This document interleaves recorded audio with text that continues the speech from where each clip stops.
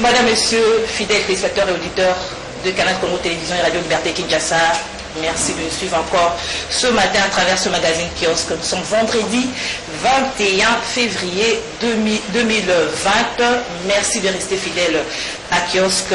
Les titres de journaux parus ce vendredi dans la capitale. Forum des As, FCC Cash, cap sur le partage des entreprises. C'est les titres à la une de Forum des As qui poursuit en disant toutefois à la GECAMIN comme à la SNCC, les deux ordonnances du chef de l'État ne feront l'objet d'aucune négociation, soutien formel l'UDPS. Et puis toujours à sa une, Forum des As d'écrire, réagissant à l'interpellation du skateur du DG de Safricas dans l'affaire de Saut-Mouton, le vice-premier ministre Tunda, le règne de l'impunité est terminé pour le numéro 1 de la justice. D'autres interpellations vont bientôt suivre afin de faire la lumière sur les présomptions de détournement. Un autre titre, c'est dans Congo Nouveau, guerre, pillage, massacre dans l'Est de la RDC. Les jeunes de l'Est chez la Mouka et Passeport Rouge de Calais, Inzoun n'y est pour rien. La manchette d'écrire ce quotidien, RDC, grève de magistrats et financement de la gratuité. Voici les pistes de solutions proposées à Félix Tshisekedi. Toujours à sa une, ce quotidien d'écrire, il faut rendre justice aux victimes de manifestations du CLC. La vérité a tué. Vital Kamere, la force de Félix Tshisekedi, écrit ce journal. Et puis Géopolice Hebdo, dossier spécial réforme au FPI, les premiers résultats sont là. Le libre débat écrit à sa une, les sénateurs de mieux côté de l'an 1 de Félix Tshisekedi. Votre agence de sondage Écho d'opinion continue ses enquêtes pour dénicher les oiseaux rares qui évoluent dans les institutions de notre pays. Cette fois-ci, il a tablé sur certaines personnalités de la Chambre haute du Parlement. Qu'est-ce qu'ils ont fait pour être mieux cotés? En tout cas, nous aurons les commentaires de nos invités par rapport à ces titres du journal Le Libre Débat International. Nous avons trois invités dans ce plateau de kiosque. Puis Gérard Edenga. Bonjour Puis Gérard. Bonjour Gisèle. En forme? Oui, très en forme comme toujours. Vous savez, avec tout ce qu'il y a comme problème dans ce pays, beaucoup de problèmes, tout ça. Si vous êtes embouteillage, difficile d'arriver, les gens qui n'ont pas un cœur serein, tout ça. Donc si vous mettez ça en tête, franchement, on a toujours dit que les Congolais ont le AV, il ne reste que le C. Vous allez vous ajouter le C et vous partirez inutilement. Vous allez laisser Félix, les Fayoulou et les Kabila ici et puis votre vie va en partir comme ça. Donc il faut être toujours mentalement fort et croire toujours en Dieu que ça va toujours aller. Et voilà pourquoi on est là. S'intéresser à la politique, puisque vous ne vous intéressez pas, la politique s'intéressera aussi. Non, obligé. La politique aujourd'hui, vous ne voyez pas comment est-ce que les musiciens, même dans leurs concerts, ils ne font plus rien. Les pasteurs, les tous que vous connaissez sur le plan social, aujourd'hui même l'enfant de 3 ans s'intéresse à la politique. Donc on ne peut rien faire parce que la politique, comme on le dit, tient tout à l'État et puis bon, il faut faire avec. Mais on est là et on va continuer et Dieu nous fera grâce. C'est puis Gérard Elenga. À ses côtés, nous avons Jean-Pierre Kaïbé. Bonjour Jean-Pierre. Bonjour Gisèle, bonjour à tous. Contrairement à Puis Gérard, je pense qu'il faut plutôt maintenir la pression sur les autorités pour que des bonnes politiques publiques soient faites. On ne peut pas accepter de regarder, d'assister impuissant à cette dégradation de la situation sociale. J'ai mis pratiquement 1h30 sur mon trajet aujourd'hui, là où habituellement je mets 30 minutes, vous comprenez? Est-ce que vous imaginez le préjudice? Est-ce que vous imaginez le manque à gagner? Dans 1h30, mais qu'est-ce que j'aurais pu faire? Vous imaginez? Et même sur le plan économique, le pays en pâtit. Mais bon, si c'est le prix qu'il faut payer pour circuler prochainement, sans problème. Mais je note par exemple que sur mon trajet, il n'y a pas de saut de mouton. Mais vous allez voir des embouteillages à tout moment et parfois c'est infernal. Vous comprenez? Et à côté, vous avez des gens, vos gens de la PCR, qui n'interpellent que quand ils ont envie de rançonner et d'avoir un peu d'argent. Ils assistent également comme nous au pourrissement de la situation. Donc je pense qu'il faut maintenir la pression. Monsieur Tshisekedi, tout comme le gouvernement, n'ont pas droit à l'erreur parce que la situation socio-économique du pays est en train de se dégrader. La population est suffisamment asphyxiée.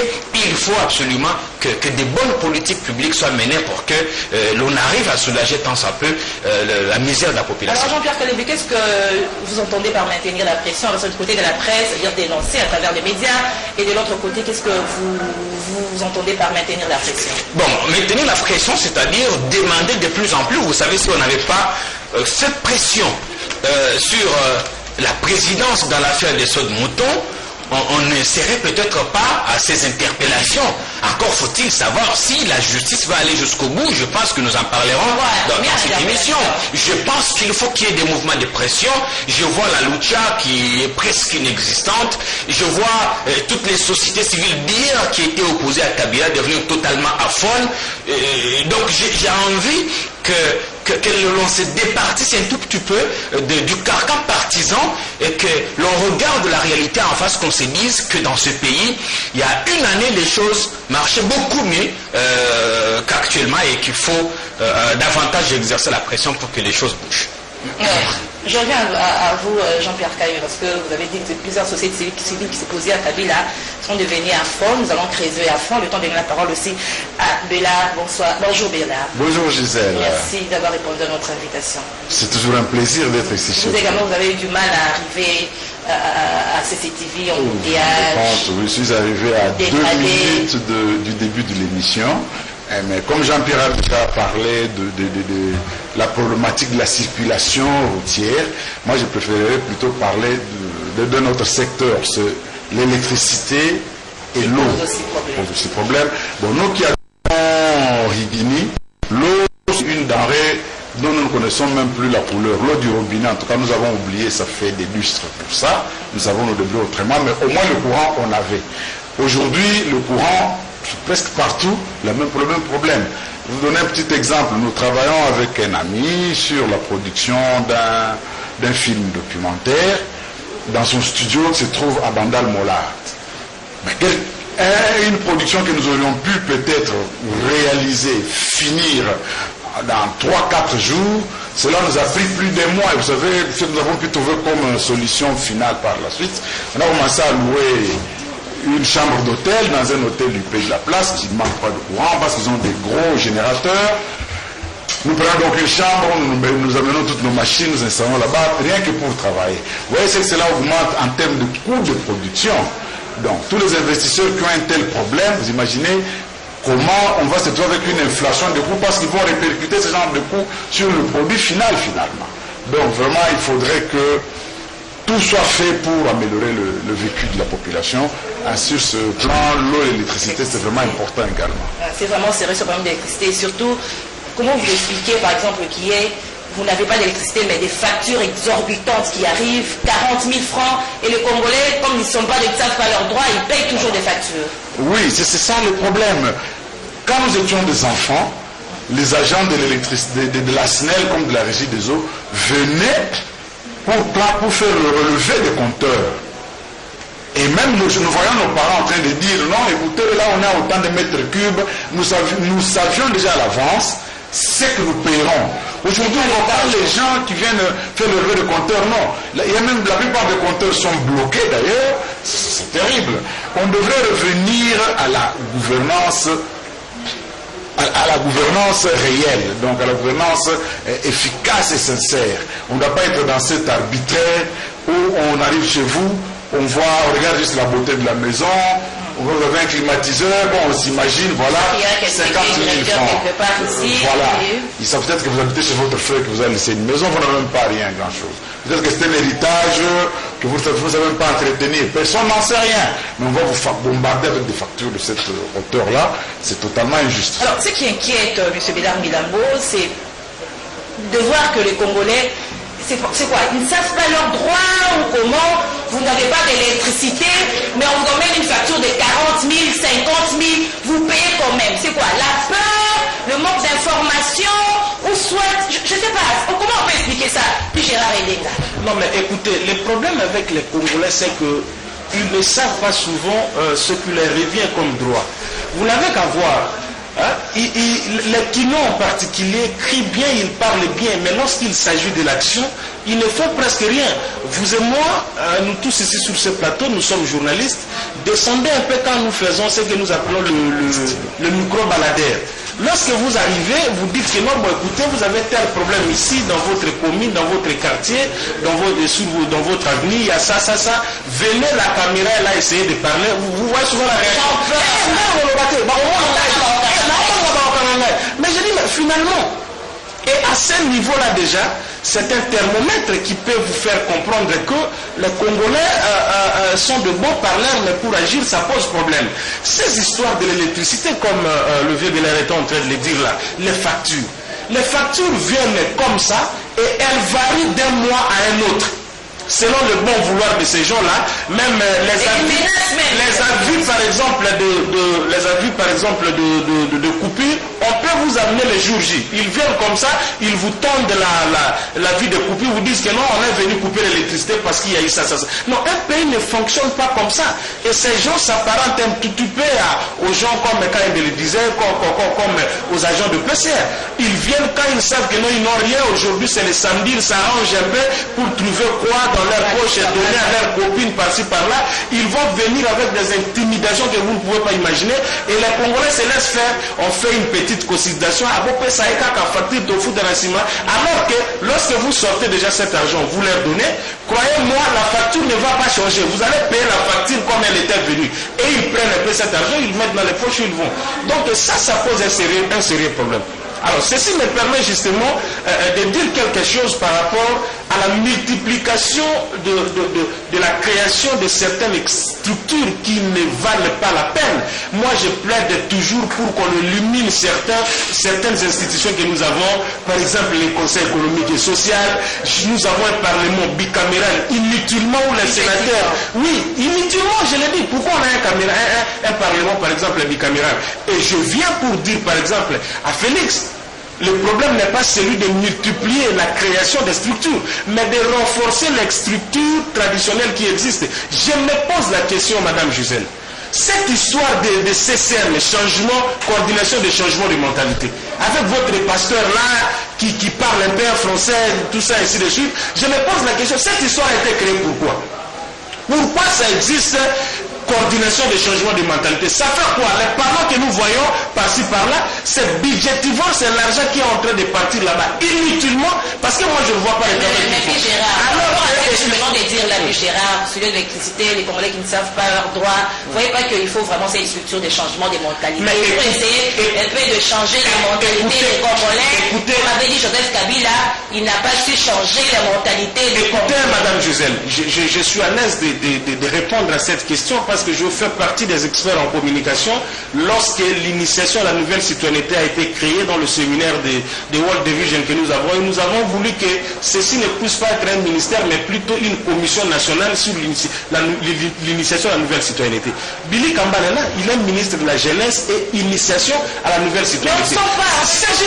C'est quoi l'initiation à la nouvelle citoyenneté? L'initiation à la nouvelle citoyenneté renferme tout ceci: changement de mentalité, les comportements, la citoyenneté, le patriotisme et le nationalisme, un peu tout ça. Mais vous avez déjà au niveau du gouvernement un ministère qui s'occupe de l'initiation, on l'appelle bien initiation à la nouvelle citoyenneté.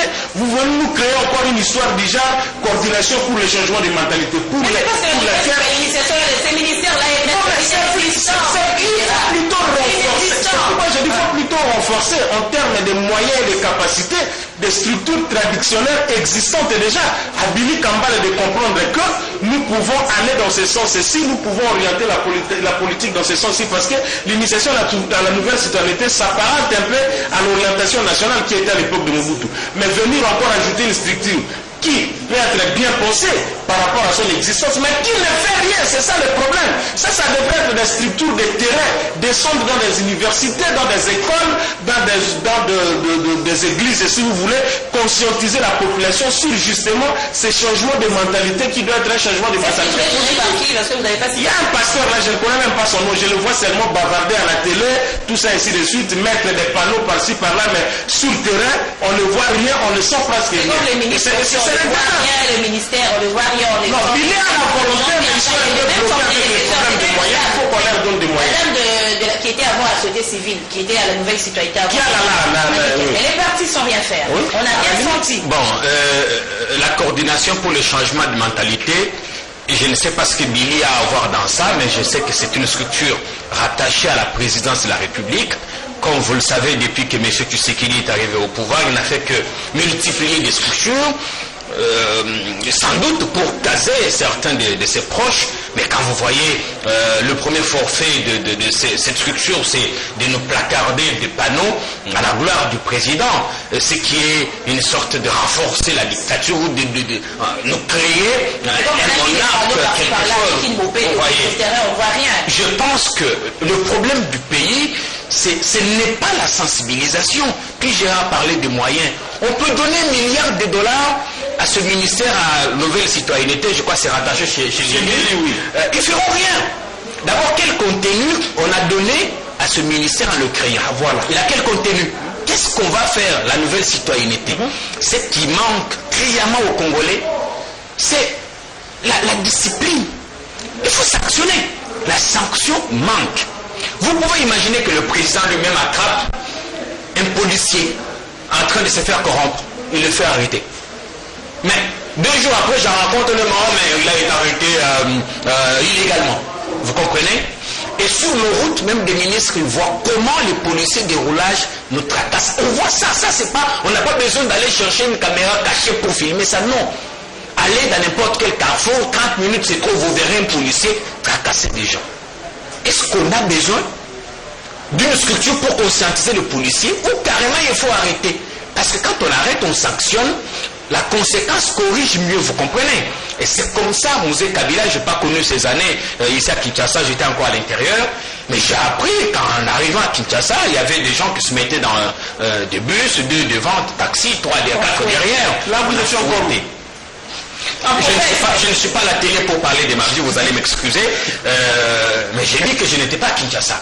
Donc il nous manque la discipline. Et j'ose croire que les nouveaux magistrats qui sont arrivés vont effectivement se mettre au travail, parce que ce pays, Gisèle, les gens ne se rendent peut-être pas compte, on a atteint le fond de la vie. Donc on a reculé de 1000 pas. Aujourd'hui, si on n'y prend garde, la nation congolaise, je n'exagère pas, nous risquons de disparaître. Parce qu'il faut voir, tout ce qu'on fait, c'est exactement le contraire de ce qu'on aurait pu faire.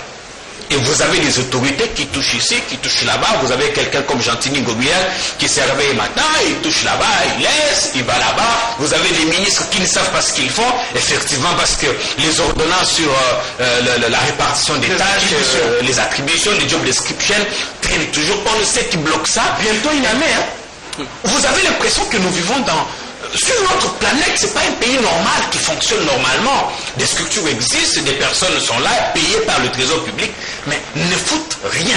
Et je pense que, comme Joseph Kabila l'avait dit, il revient à Félix Tshisekedi de poursuivre l'élan qui avait été entamé, de changer la mentalité.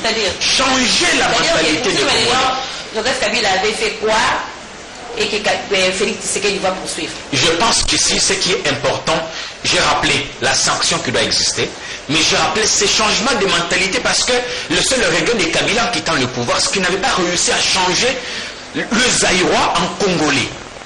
Et il ne faudrait pas que Félix Tshisekedi nous laisse, parce que lui, il est peut-être tout le temps occupé dans ce bureau climatisé, il ne voit pas les calvaires. En 18 ans, il n'a pas changé. Félix qui n'a que le premier mandat, 5 ans. Kabila a fait sa part. Une année.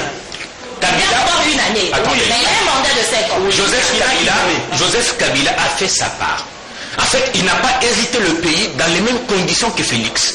Vous comprenez? Donc, il a fait sa part en réunifiant le pays, en nous remettant sur les rails démocratiques, en organisant à 3 reprises des élections libres, démocratiques et transparentes. Le reste, maintenant, c'est pourquoi on parle de l'alternance. C'est lui qui vient, va sur base de là où l'autre s'est arrêté, continuer l'œuvre, ainsi de suite. C'est comme ça que ça va se faire. On n'a pas dit que Kabila a tout fait, il a fait ce qu'il a pu, il laisse le reste à son successeur. Voilà, merci Jean-Pierre Kayembe. C'était l'introduction, on devait parler de société, parce qu'il nous a été demandé de parler parle plus de la société, sujet qui touche la population. Nous continuons dans cet élan, les temps d'annoncer le thème de ce kiosque ce vendredi 21 février 2020. Nous parlerons de la grève de magistrats, c'est le premier sujet. Deuxième sujet, ça sera la bataille des dents entre l'ancienne et l'actuelle première dame des dents pour l'enterrement des artistes. Nous avons vu avec Loufoua, Dadi Kitambala. En tout cas, on en parle vraiment. Nous allons analyser un peu ces dents-là. Pourquoi en ce moment? Pourquoi seulement pour les morts? Nous parlerons également de, je dis, la grève de magistrats, bataille de dents et puis la tripartite, RDC, Rwanda, Ouganda. Monsieur Mouyi Bellard, tripartite, RDC, Ouganda, Rwanda, qui se tient à partir d'aujourd'hui.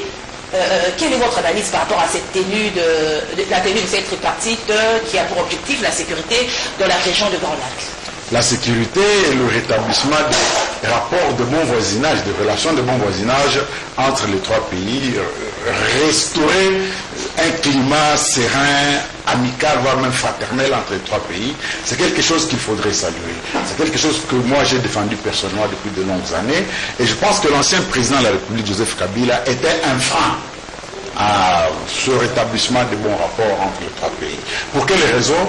Si vous analysez bien la démarche de Joseph Kabila, c'était au départ de 2006, jouer la carte anti-rwandaise. Contrairement à ce que beaucoup de gens disent. Beaucoup de gens présentent Kabila comme étant un proche du Rwanda, voire même faussement d'être un Rwandais lui-même et qu'il jouerait la carte de Kagame. Mais ça, c'est pour les gens qui ne connaissent absolument rien aux réalités des Grands Lacs, aux réalités politiques des Grands Lacs. Le gouvernement du Rwanda n'a jamais aimé Kabila. Kabila non plus n'aimait pas le gouvernement du Rwanda. Ça, c'est ça la réalité du Rwanda. Même vous, ça vous étonne, je sais. Non, je suis en train de vous pousser à exactement. Alors, Kabila a joué la carte anti-rwandaise en 2006 et ça lui a porté le fruit. Parce qu'il comptait plus sur l'électorat du Kivu. Et il savait que le Kivu avait un fort sentiment anti-Rwanda. Alors, il s'est mis sur cette carte-là lui aussi. Il a joué l'anti-rwandais, vous vous rappelez encore, il y avait une émission sur la RTNC qui s'appelait Forum des médias. À longueur de journée, c'était la diffusion de la haine contre le Rwanda. Il a laissé faire, il a même encouragé ce genre de choses. Et il a fait un score fleuve dans le Kivu. 94% au Kivu, 98% au Sud Kivu, 99% au Maniema. Donc c'est sur ce genre de créneau qu'il a voulu jouer. Et les Rwandais n'appréciaient pas cela. C'est pas cela. Ils ont essayé de lui dire, un petit exemple, ils ont dit, nous avons une richesse commune sur les gaz qui est au fond du lac. Personne ne peut l'exploiter sans l'accord de l'autre. Alors, mettons-nous ensemble, allions-nous, travaillons, exploitons ce gaz pour fournir de l'électricité à nos citoyens. Comme ça a impliqué une alliance avec le Rwanda, Kabila a dit non, je ne veux pas. Il a refusé. Le Rwanda a dit, bon, moi je ne veux pas laisser mon peuple dans l'obscurité, moi je commence à exploiter, venez mettre un compteur pour voir à quel niveau moi je serai arrivé. Quand vous commencerez, bon, on équilibrera les comptes. Voilà. Bon, Tshisekedi est arrivé, c'est un homme ouvert d'esprit, contrairement à Kabila. Tshisekedi est ouvert d'esprit. Tshisekedi, ce n'est pas quelqu'un qu'on peut accuser d'être originaire du Rwanda ou de l'Ouganda, pas du tout. Il a donc la sincérité des sentiments. Quand il y a quelque chose à dire, il le dira comme cela se présente. Il a dit, voilà, moi je ne vois pas de problème. Il est parti au Rwanda. C'est Kabila n'a jamais fait. Il est parti au Rwanda, je crois, à deux reprises déjà. Son épouse y est partie également. Et il dit, nous devons établir des rapports adultes avec le Rwanda. Alors, bon voisinage et adulte, voyez-vous. Ça veut dire, et puis avec l'Ouganda également. Et d'une pierre deux coups, il trouve l'Ouganda et le Rwanda, qui avaient été des alliés par le passé contre le Congo, il les trouve en foi eux-mêmes, avec une frontière fermée depuis maintenant plusieurs mois.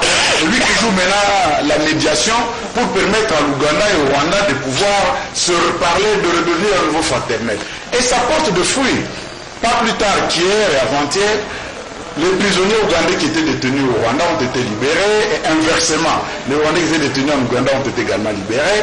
On doit évoluer vers la réouverture de la frontière afin que le commerce puisse fonctionner normalement. Vous savez, nous avons des hommes d'affaires de Goma et de Bukavu qui importent depuis Mombasa au Kenya et dont les véhicules doivent passer par le Rwanda notamment avant d'entrer chez nous.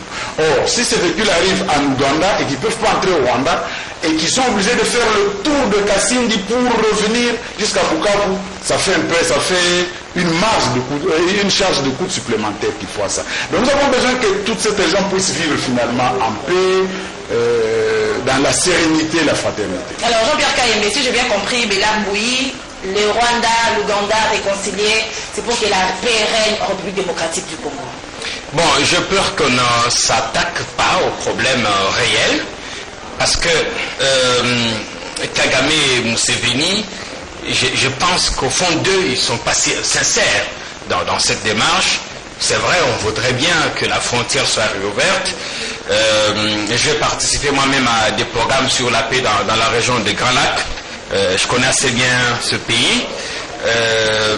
C'est profitable pour la population parce que quand la frontière est fermée, vous voyez le commerce transfrontalier, il y a énormément de conséquences et des coûts supplémentaires. Mais il faut voir les agendas cachés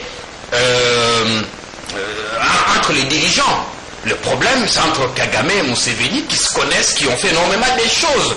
À l'époque, l'aîné Béla Mbouyi l'a dit, qu'à un moment donné, ils se sont même complotés contre la RDC. Donc je pense qu'ils ne se retrouvent peut-être que pour faire un semblant de réconciliation, mais qu'au fond, le problème demeure. Parce qu'aujourd'hui, on connaît tous les mal. Est-ce que Kabila veut peut-être tort de jouer la carte anti-Rwanda? Je me dis peut-être oui et non, mais il fallait voir ce que le Rwanda a fait subir à ce pays. Et ces sentiments, aujourd'hui, c'est vrai, il faut être ouvert, il faut aller vers celui qui est présenté entre guillemets comme étant son ennemi, mais en même temps, il faut être prudent. Être prudent parce que on ne sait jamais. Félix Tshisekedi vient d'arriver au pouvoir. Même chose pour son homologue angolais, Joao, mais lui qui a été pendant longtemps dans les jurons du pouvoir en Angola, qui a été ministre plusieurs fois, chef de l'agence de sécurité, qui comprend peut-être beaucoup mieux les choses. Je crois que sans aller en profondeur, le président il va apporter ses bons offices, mais je souhaite qu'il reste prudent face à Kagame et à Museveni, parce que les deux ont toujours lorgné sur la RDC avec des intérêts obscurs qu'ils défendent, parce que derrière eux, en fait, c'est pas Kagame ni Museveni, derrière les deux, il y a des multinationaux qui ont des intérêts dans ce pays. Et je pense que le président ne va pas faire des concessions sans comprendre le pourquoi.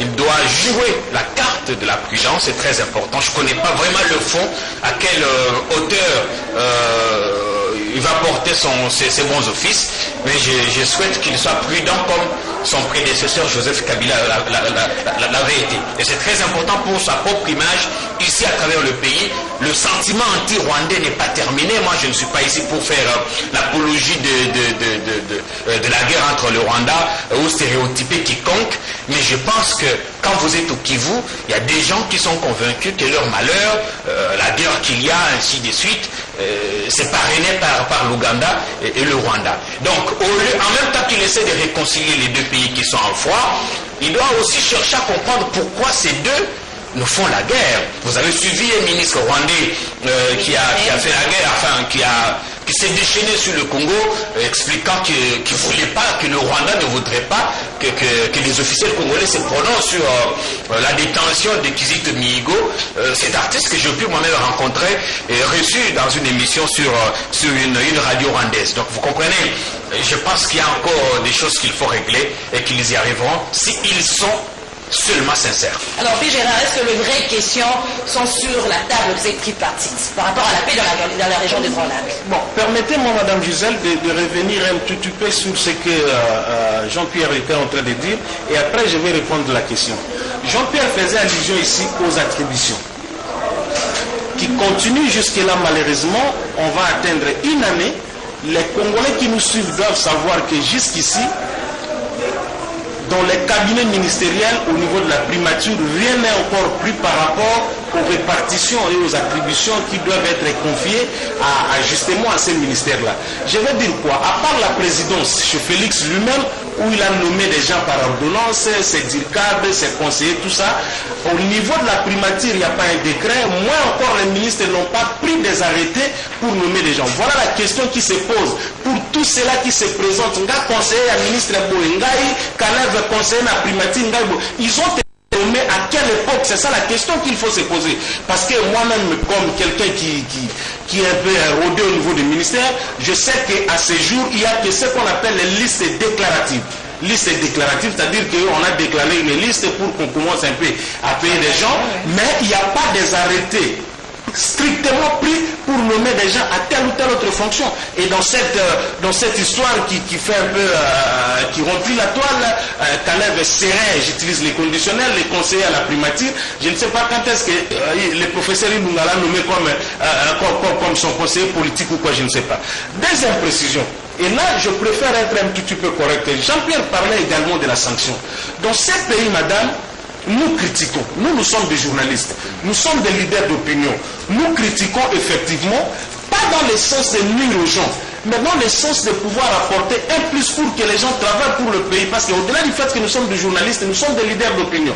Et s'il y a des sanctions, elles doivent être autant négatives que positives pour des gens qui travaillent. Je reviens à cette question de la SONAS qui concerne le directeur général Jean-Lucien Ekofo.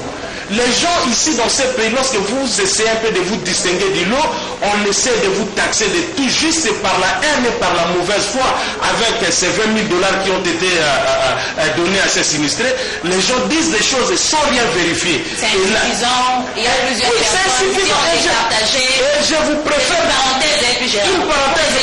Non, je vais revenir à la question, mais c'est important. Parce que quand je l'ai eu au téléphone, je lui ai posé la question. Nous, les journalistes, on doit aller à la source. Je suis moi-même allé prendre la loi 15005 du 17 mars 2015 portant code des assurances. Vous êtes à l'article exactement, l'article 15, je ne sais pas si je peux lire encore la disposition, mais il est clair dans cet article-là, les gens peuvent chercher le code des assurances par rapport à la loi que j'ai dit, 15/005 du 17 mars 2015 portant code des assurances. Il y a des conditions prévues. Quand une situation pareille se présente par rapport aux sinistrés, par rapport à ceux qui doivent recevoir comme l'argent qu'ils doivent percevoir. Et les 20 000 $ qu'il a donné, les gens d'ici, c'est pas lui en fait, mais c'est l'entreprise, a effectivement utilisé les dispositions prévues dans ce code et puis a donné cet argent. Alors vous comprenez que dans ces pays, lorsque vous voulez faire quelque chose de bien, alors que nous devons encourager ceux qui travaillent bien, les gens d'ici sont des pionniers de cette alternance. Première nommée par Félix, c'est comme étant des gens qu'on a repris le travail qu'ils ont fait au-delà de 30 ans. Les vraies questions, Jean-Pierre l'a dit, le vieux Bellard l'a rappelé. Il faut d'abord dire que de quoi il s'agit exactement. Félix est dans une sorte de quelqu'un qui est en train de faire la médiation entre le Rwandais Kagame et l'Ougandais, comment il s'appelle, Yoweri Museveni. Les deux là, Jean-Pierre l'a rappelé. Ils ont fait des choses terribles. Kagame, quand il menait sa rébellion, quand il est revenu des États-Unis pour aller se spécialiser dans les renseignements, l'Ouganda était sa base arrière. D'ailleurs, à ce jour, la tribu qui est la tribu de Yoweri Museveni, cette tribu se trouve également au Rwanda, un peu comme chez nous, comme on dit, vous avez les Bakongo ici, vous les avez aussi de l'autre côté. Alors, qu'est-ce qu'ils se reprochent? Ils se reprochent l'un est en train d'espionner l'autre se servirait de son territoire comme une base arrière par rapport à la rébellion au niveau du Rwanda. Ils se connaissent les deux là. Et Félix, comme c'est un enfant de chance, il arrive, on le met devant la scène pour qu'il essaie un peu de faire la médiation. Et maintenant, les deux doivent être sincères. Ils ne doivent pas être hypocrites parce qu'ils savent ce qu'ils font. D'ailleurs, les deux là, ce sont des dictateurs, des gens que je n'aime pas beaucoup. Et Kagame et Yoweri, je ne les aime pas assez à cause de leur méthode. Ils nous ont fait la guerre et allez à l'Est, on va vous répondre. On vous dira que ces gens-là, ils sont ceux par nos compatriotes de l'Est considérés toujours comme des gens qui sont à la base de notre malheur. Donc, on dit à Félix, en menant ses bons offices, il doit être effectivement prudent. Comprendre que Kagame, il est ce qu'il est, et Yoweri, il est ce qu'il est. Donc, bravo à lui de mener ces bons offices-là, encore qu'au-delà de cette action, eux-mêmes doivent comprendre qu'est-ce qu'ils veulent pour ramener la paix dans leur pays. Ce sont des pays où vous avez les ADF, vous avez les FDLR, tout ça, et c'est ici chez nous où ces gens viennent faire n'importe quoi, alors que les gens qu'ils veulent chasser, c'est au Rwanda et en Ouganda. Donc, Félix doit être prudent, et sur le plan diplomatique, il doit comprendre que ce sont des pays sur le plan interne qui ne sont pas très bien perçus par les Congolais, et l'acte qu'il mène est aussi accompagné de son image par rapport à sa diplomatie. Et donc, on pense que c'est très bien, mais trop de prudence avec un Kagame, avec un Yoweri Museveni que nous connaissons, qui ont déjà été, comme je le disais, quelque chose pour le malheur que nous avons ici dans notre pays. Voilà un peu. Merci Gérard. Le sujet, c'est la guerre dedans pour l'enterrement des artistes avec les deux premières dames. Il y a l'ancienne et l'actuelle première dame. Et le dernier don, c'était pour l'enterrement ou l'inhumation de André Loufoy, l'auteur de l'œuvre Batteur de Tam-Tam à la Fikim, qui est décédé. Donc, le temps difficile l'ont payé. 40 jours, hein, plus de 40 jours même. Est-ce qu'il a enterré Jean-Pierre? Il n'est pas encore enterré. Il y a plus de 40 jours, faute de moyens. Son corps était encore gardé à la morgue. Et il y a un débat autour de ces dons. Votre analyse d'abord, je commence par Belamboui. Comment vous analysez tous ces dons? L'ancienne première dame et l'actuelle. Nous avons vu à l'époque de l'ancienne première dame, Maman Olive, nous citons. La première dame passée n'est pas plus pour donner les dons. Honoré à ceux qui étaient avant Maman Olive. Justement. Oui. C'était pour dire qu'il était avant Maman Olive. Avant Maman Denise. Non, nous parlons d'abord de Maman Olive. Comme Maman Olive était première dame. Oui. Est-ce que celle qui était avant elle... C'était qui? Qui est-ce qu'elle a trouvé? Le Mouzin maintenant. Maman Sifa, Maman Sifa, c'était une personne effacée. Et même Maman Olive, tu pouvais aussi revenir parce que vous aussi avec de l'argent.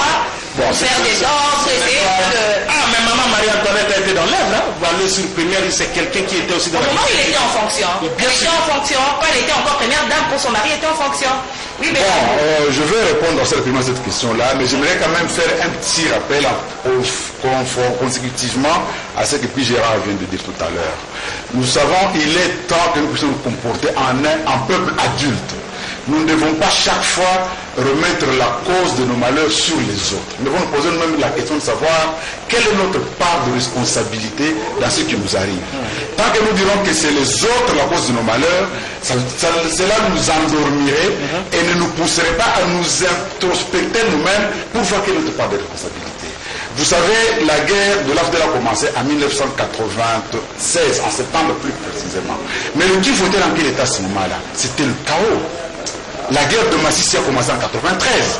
C'était ethnie contre ethnie, milice contre milice. On a envoyé la force de la BSP là-bas, il a créé les opérations Kimia Massissi, opération Mbata, pour restaurer la paix. Il n'y arrivait pas. C'était Hutu contre Nande, Oundé contre Tutsi, les uns disant que tel n'est pas congolais, les autres disant tel n'est pas zaïrois, etc.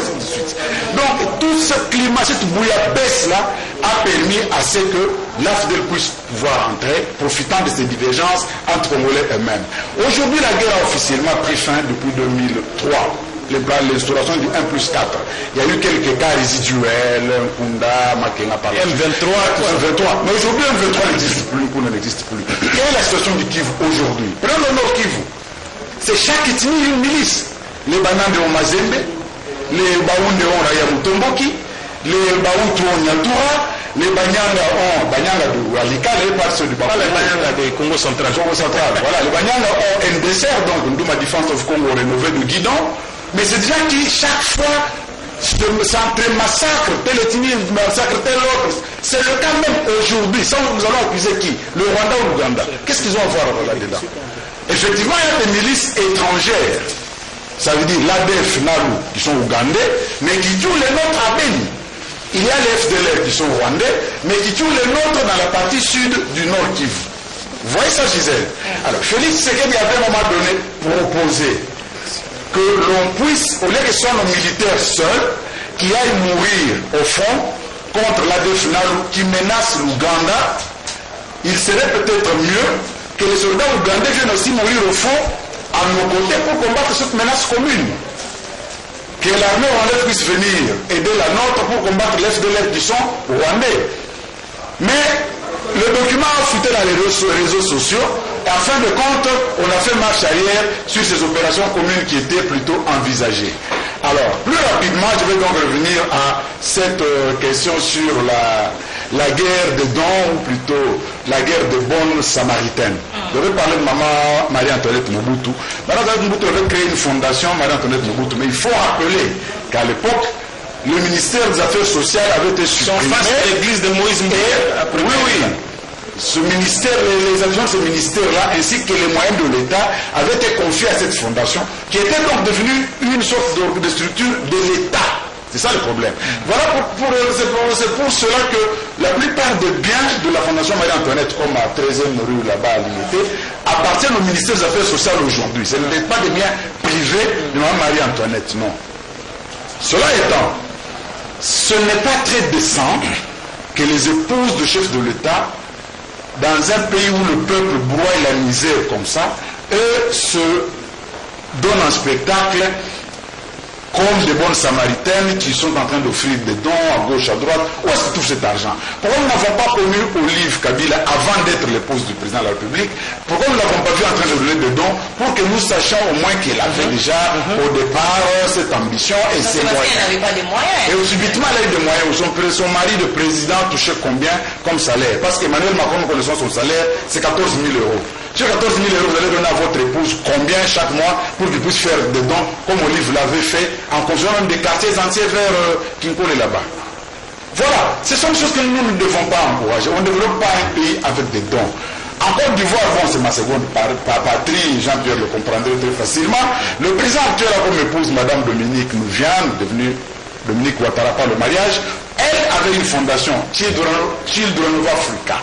Depuis toujours, son mari n'était pas président de la République. Elle encadre les enfants et le... Ah, elle a commencé bien avant. Bien avant, elle ne sachait même pas que son mari était un jour. Oui. Voilà. Donc aujourd'hui, son mari étant devenu président, si elle continue à le faire, nous connaissons tous que c'était sa passion de tous les temps. Mais subitement, nous voyons Maman Olive Kabila devenir une grande donatrice. Subitement, nous voyons Maman Denise Makémou devenir une grande donatrice. Subitement, comme ça, c'est de l'indécence. On ne développe pas un pays avec des dons. Faites en sorte que vos maris respectifs fassent en sorte que les artistes gagnent leurs droits d'auteur valablement et puissent se supporter par eux-mêmes. Faites en sorte que ceux qui travaillent aient droit à un salaire décent et n'aient pas à attendre vos donations pour être enterrés le jour de leur mort. C'est ce que nous demandons. S'ils vont aujourd'hui enterrer Dikambala, on sait ce qu'il s'appelle, mais l'enseignant qui va mourir à Kisseso, qui va aller l'enterrer lui? Parce qu'il n'a pas de visibilité artistique. Qui va enterrer le médecin ou le magistrat ou l'agriculteur de Gungu, de Walikale qui va s'enterrer? Tout ça, les maraîchers. Donc c'est juste des effets tape à l'œil. Du maturité. Pour quel intérêt? Elles se disent que ça donne ça donne de la visibilité. De la visibilité et ça peut charrier les électeurs vers leur mari. Mais moi je vous dis une chose, Olive Kabila a été une grande donatrice. Une grande donatrice. Elle a fait la campagne de Shadari sur l'ensemble du pays. Ça a donné combien de pourcentage de Shadari? C'est pour dire que les Congolais ne sont pas si dupes que ça. Ça n'avance à rien. C'est mieux d'arrêter ce genre de choses. C'est mieux d'arrêter. Jean-Pierre Kaembe, vous êtes aussi de cette même avis, et on se pose la question, pourquoi seulement les morts? Si on fouille un peu dans la vie des Dadi Kitambala, on verra qu'il avait aussi beaucoup de problèmes sociaux, mais on attend sa mort pour amener une somme d'argent. Est-ce qu'ils vont encore jouir de cet argent? Non, j'ai une perception tout à fait contraire. Mais d'abord, je voudrais dire un mot par rapport à la SONAS. Puis Gérard, les 20 000 francs donnés par M. Kofo, les 20 000 $. Les 20 000 $, pardon, aux victimes, aux blessés, aux rescapés, c'est pas de l'indemnisation. Ça peut s'appeler une action marketing, un acte de séduction. C'est comme on a vu par exemple un constructeur automobile offrir une belle voiture au pape.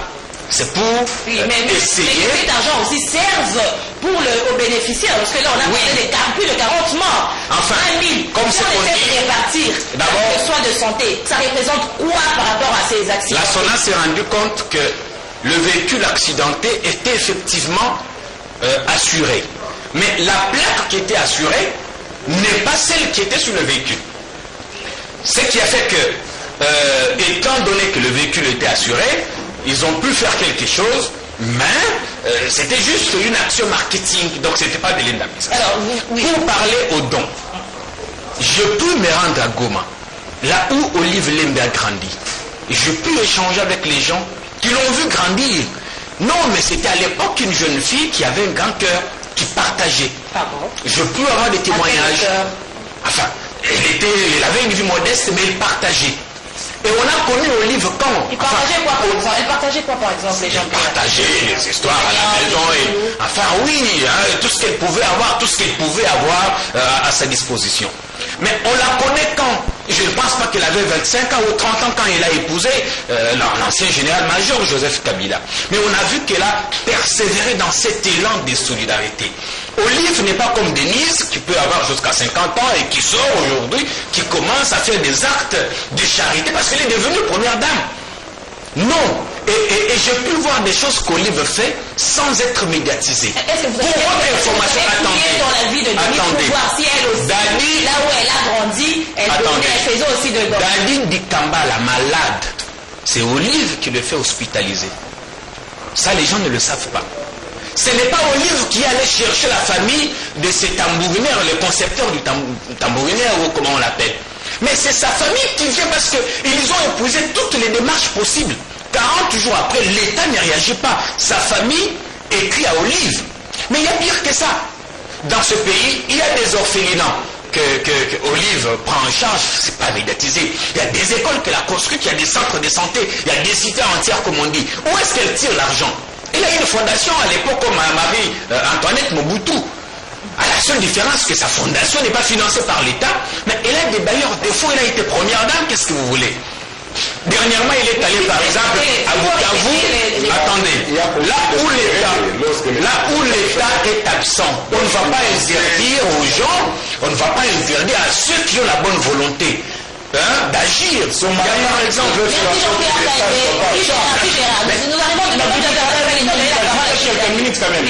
Bon, je vais rapidement dire à Jean-Pierre que par rapport à la SONA, je n'ai pas dit que ce sont des indemnités, mais le problème c'est la mauvaise interprétation et la mauvaise foi par rapport à cet argent qui a été donné. La parenthèse est fermée, ça respectait une disposition du code des assurances, donc ça n'appelle pas débat, et Jean-Lucien Ekofo a fait ces gestes-là et ça soulageait quand même ceux qui ont été accidentés. Maintenant, je reviens par rapport à ces actes-là entre Maman Olive et puis Maman Denise. Je comprends Jean-Pierre Kayembe. Jean-Pierre Kayembe, c'est quelqu'un de très proche avec Maman Olive. Vous l'avez qu'à voir sur Jean-Pierre Kayembe officiel. Mais là, tu as biaisé ton analyse. Attendez, je ne biaise pas mon analyse. Non, je précise quand même. Mais j'ai dit qu'au-delà de tout ceci, c'est un des sons. Un pays ne se développe pas par les dons. Ajoutez sur les lots Maman Amida, qui est allée donner un groupe électrogène à l'hôpital général de Mamayamou. Je me pose la question. Le ministère, il y a santé, ils ont un bon côté, gouvernement un bon côté. Le gouvernement est incapable d'acheter un groupe pour Nini et Ami d'Achatur qui sort comme ça, parce que là, la femme de Vital Kamel a coupé sa groupe. Non. On ne peut pas encourager ces actes-là. Maman Olive passe dans les 20 000, l'autre, Maman Denise passe dans les 15 000, comme le roi concurrence, Mokoboy. Rossi Mukendi, pourquoi Maman Olive n'est pas partie voir sa famille? Kapangala, pourquoi Maman Olive n'est pas partie voir sa famille? Les brûlés de l'île de Prince qu'on a calciné, pourquoi Maman Olive n'est pas partie? Donc vous voyez un peu, on est conduit par un pays comme ça, et après demain quand leur mari ne sera plus président ou quoi, elles vont agir comment? Vous parlez des fondations. Maman Olive, son mari n'est plus président, on est en Afrique,